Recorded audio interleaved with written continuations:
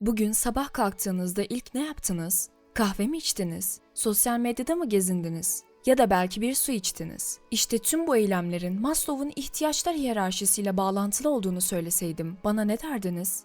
Abraham Maslow 1908 yılında doğup 1970 yılında ölmüştür. Amerikalı bir psikologtur ve en çok insanın kendini gerçekleştirme teorisi ve ihtiyaçlar hiyerarşisiyle tanınır. Maslow'un ihtiyaçlar hiyerarşisi, insan ihtiyaçlarını fizyolojik ihtiyaçlar, güvenlik ihtiyaçları, aidiyet ve sevgi ihtiyaçları, saygı ihtiyaçları ve kendini gerçekleştirme ihtiyaçları olmak üzere 5 seviyede sıralar. Bu ihtiyaçlar sıklıkla bir piramit şeklinde gösterilir. Fizyolojik ihtiyaçlar altta ve kendini gerçekleştirme ihtiyaçları en üstte olacak şekilde. Maslow ayrıca insan potansiyelinin ve kişisel gelişimin önemini vurgulamıştır. Ona göre insanlar içsel olarak kendilerini gerçekleştirme ihtiyaçlarına doğru itilirler ve bu ihtiyaç diğer tüm ihtiyaçların tatmin edilmesi sonucunda ortaya çıkar. Maslow'un bu yaklaşımı pozitif psikolojinin öncüleri arasında sayılabilir ve onun çalışmaları insan motivasyonu ve kişilik üzerine yapılan birçok araştırmayı etkilemiştir. Maslow, ihtiyaçların bu hiyerarşisinin temelde insanların nasıl motive olduklarını ve neyin onları tatmin ettiğini anlamamıza yardımcı olabileceğini savunmuştur.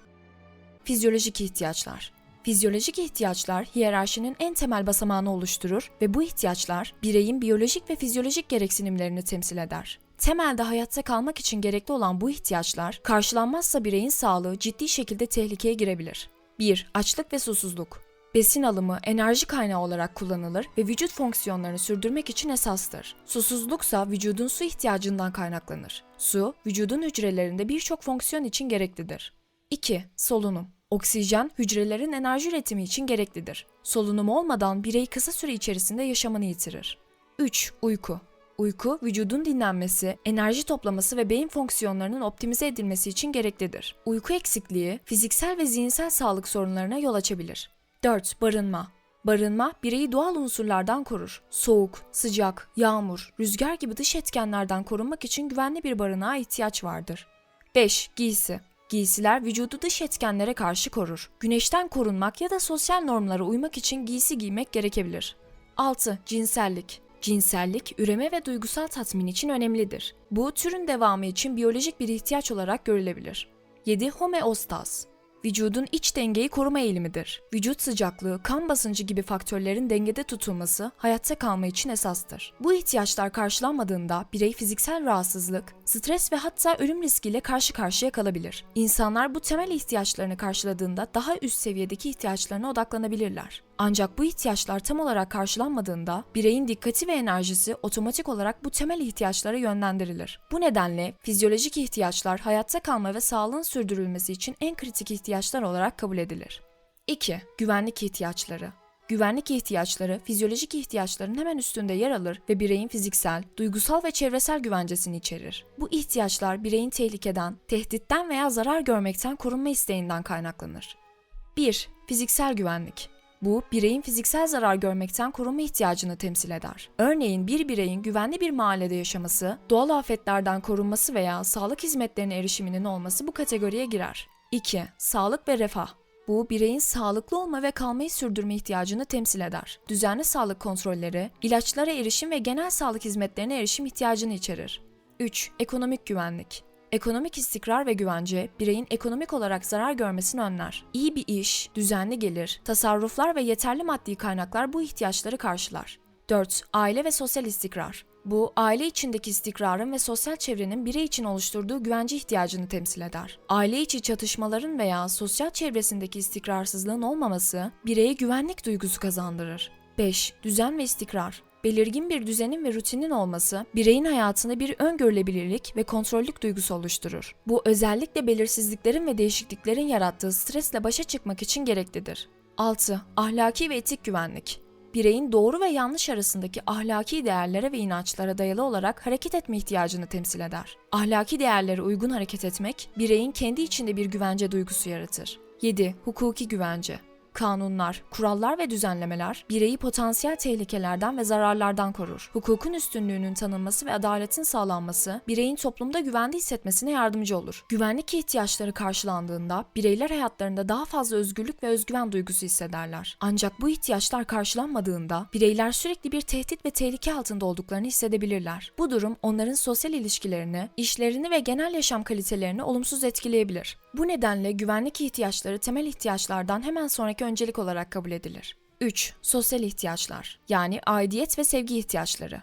Bu seviye insanların sosyal varlıklar olması ve diğerleriyle ilişki kurma, sevme ve sevilme ihtiyaçları duymaları üzerine kuruludur. Bu ihtiyaçlar bireyin aidiyet duygusunu, arkadaşlık ve aile bağlarını, duygusal ilişkileri ve sevgiyi kapsar. 1. Aidiyet duygusu.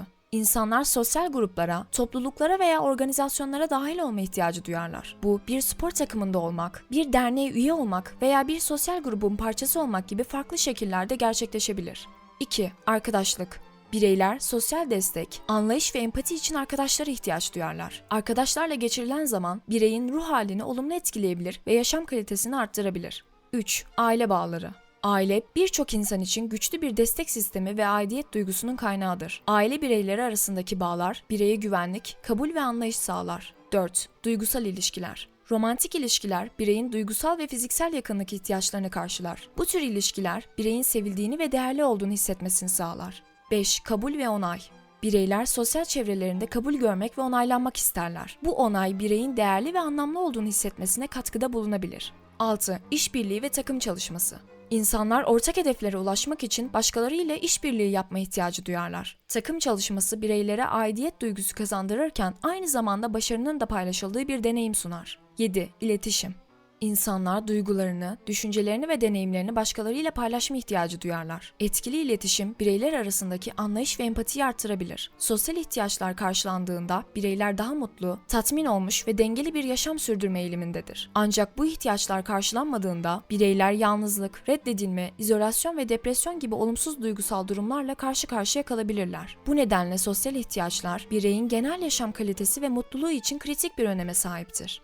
4. Saygınlık ihtiyaçları. Saygınlık ihtiyaçları, bireyin öz saygısını, öz değerini ve toplum içindeki yerini ilgilendiren ihtiyaçları ifade eder. Bu ihtiyaçlar, bireyin hem kendi kendine duyduğu saygıyı hem de başkalarından gördüğü saygıyı içerir. 1. Öz saygı. Bireyin kendi değerini, yeteneklerini ve başarılarını tanıma ve kabullenme sürecidir. Öz saygısı yüksek bireyler, kendi kararlarına güvenirler ve potansiyellerini daha etkili bir şekilde kullanabilirler. 2. Başkalarından alınan saygı. Bu, bireyin toplumda, ailede, arkadaşlar arasında ya da iş yerinde tanınma ve değer görme ihtiyacını temsil eder. Başkalarının onayı ve takdiri, bireyin toplumsal konumunu ve kimliğini pekiştirir. 3. Başarı. Bireyler belirledikleri hedeflere ulaşmak ve bu başarılarıyla tanınmak isterler. Bu hem öz saygının artmasına hem de başkalarından alınan saygının pekişmesine yardımcı olur. 4. Statü ve tanınma. İş yerinde terfi, topluluk içinde özel bir konum ya da başarının medyada tanıtılması gibi faktörler, bireyin toplumsal statüsünün ve tanınırlığının artmasını sağlar. 5. Sorumluluk ve rol. Bireyin ailesinde, iş yerinde veya toplulukta üstlendiği sorumluluklar ve roller, onun saygınlık ihtiyaçlarını karşılamasına yardımcı olabilir. Rol ve sorumluluklar, bireyin toplum içindeki önemini ve değerini simgeler. 6. Özgüven. Özgüven, aynı öz saygıda olduğu gibi bireyin kendi yeteneklerine, kararlarına ve potansiyeline olan inancını ifade eder. Özgüveni yüksek bireyler, zorluklarla daha etkili bir şekilde başa çıkabilir ve riskleri daha rahat alabilirler. Saygınlık ihtiyaçları karşılandığında bireyler toplumda daha etkili, özgüvenli ve bağımsız bireyler haline gelirler. Ancak bu ihtiyaçlar karşılanmadığında bireylerde değersizlik, yetersizlik hissi, düşük öz saygı gibi olumsuz duygusal durumlar ortaya çıkabilir. Saygınlık ihtiyaçları, bireyin sosyal çevresiyle ve kendi iç dünyasıyla dengeli ve uyumlu bir ilişki kurmasını sağlar. 5. Kendini gerçekleştirme ihtiyaçları. Kendini gerçekleştirme, Maslow'un hiyerarşisinin en üst seviyesidir ve bireyin kendi potansiyelini maksimum düzeyde kullanma ve kişisel büyüme arayışını temsil eder. Kendini gerçekleştiren birey, kendi benliğini ve kapasitesini en üst düzeyde ifade eder. 1. Kişisel potansiyelin farkındalığı. Birey, kendi içsel yeteneklerinin, güçlü yönlerinin ve potansiyelinin farkına varır. Bu farkındalık, bireyin bu potansiyeli en iyi şekilde kullanmasına yardımcı olur. 2. Yaratıcılık. Kendilerini ifade edebilme ve yeni şeyler yaratma arzusu duyarlar. Bu, sanatta, bilimde, müzikte ya da herhangi bir alanda özgün çalışmalar yaparak gerçekleşebilir. 3. Problem çözme. Birey, karşılaştığı sorunları ve zorlukları çözebilme yeteneğini geliştirir. Bu hem kişisel hem toplumsal sorunlara çözüm üretme kapasitesini içerir. 4. Dünyaya geniş bir perspektiften bakma. Olayları daha geniş bir perspektiften değerlendirme eğilimindedirler. Bu, empati kurma, kültürel ve felsefi farkındalıklara saygı duyma yeteneğini içerir. 5. Kendi kendine yeterlilik. Birey kendi başına kararlar alabilir, sorumluluklarını yerine getirebilir ve bağımsız bir yaşam sürdürebilir. 6. Etik ve ahlaki değerlere bağlılık. Kendini gerçekleştiren bireyler, derinlemesine etik ve ahlaki değerlere sahiptirler ve bu değerleri sıkı sıkıya bağlıdırlar. 7. Duygusal olarak denge. Birey, duygusal denge ve uyumu bulma yeteneğine sahiptir. Duygusal zorluklarla başa çıkabilme ve duygusal zekayı geliştirme yeteneğini içerir. Yaşamlarında derinlemesine bir anlam ve amaç hissi duyarlar. Bu bireyler hem kendi iç dünyalarıyla hem de dış dünya ile uyum içindedirler. Ancak Maslow, tüm bireylerin bu seviyeye ulaşamayabileceğini belirtmiştir. Bazı insanlar bu potansiyeli keşfetmek ve gerçekleştirebilmek için gereken fırsatlara, kaynaklara veya eğitime sahip olmayabilirler. Ayrıca bireyin kendi içindeki engeller veya korkular da kendini gerçekleştirme sürecini engelleyebilir. Ancak bu ihtiyaçlar bireyin en yüksek potansiyeline ulaşmasında kilit bir rol oynamaktadır. Şimdi bu anlattığım tüm seviyeleri düşünün. Kendi hayatınızda bu seviyelere ulaşmak için neleri feda etmeye hazırsınız? Ve bu feda etmeyi düşündüğünüz şeyler ihtiyaç seviyeleriyle nasıl bir çatışma içerisinde olabilir? Beni dinlediğiniz için teşekkür ederim. Bir sonraki videoda görüşmek üzere. Işıkla kalın. That I was optimistic. What I would say was there was a huge, big, gaping hole in psychology. All the things that were important and precious, where was goodness and where was nobility and where was reason and where was science and where was loyalty and where was courage? Well, the behaviors had nothing to do with, it was just nothing, because you don't find these things in white rats. That's what we lived on then. And as for Freud...